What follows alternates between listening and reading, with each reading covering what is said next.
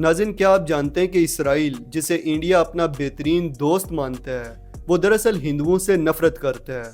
और ये एक ऐसी हकीकत है जिस पे बात करना भारतीय मीडिया में जुर्म समझा जाता है। इसराइल के कई रब्बी, तालीमी निसाब और मजहबी लिटरेचर हिंदुओं को बुत परस्त मुशरिक करार देता है, जिन्हें तौरात के मुताबिक तबाह हो जाना चाहिए। हिंदुओं के खिलाफ हिंदुओं के बारे में ये नफरत सिर्फ नज़रियाती नहीं है, बल्कि अमली तौर पर भी सामने आती है। साल 2023 में एक मारूफ इसराइली रब्बी बरूच इफराती ने कहा था कि हमें हिंदुओं से मोहतात रहना चाहिए, वो खुदा के दुश्मन हैं।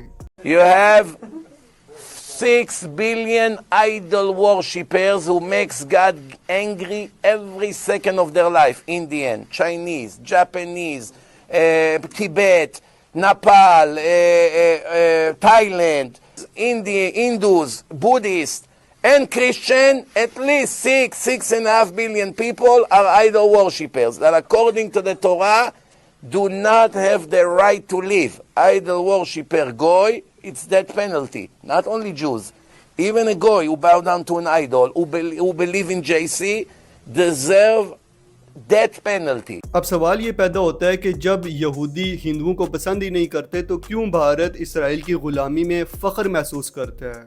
क्यों इसराइल की जंग को अपनी जंग करार दिया जाता है? क्यों भारत में इसराइल का परचम जलाने की बजाय फ़लस्तीन के परचम जलाए जाते हैं? क्यों फ़लस्तीन के मजलूमों का साथ देने के बजाय इसराइल के जालिमों का साथ दिया जाता है?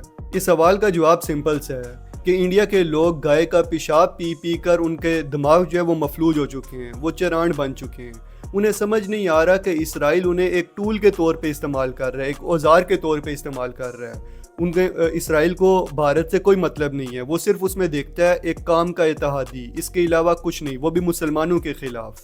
आज पूरी दुनिया इसराइल के खिलाफ खड़ी है, उसे जालिम करार दिया जा रहा है, लेकिन भारत में इसराइल के खिलाफ बोलना एक जुर्म समझा जाता है, क्योंकि भारत के मुताबिक इसराइल के तलवे चाटना उनकी स्मार्ट फॉरेन पॉलिसी है।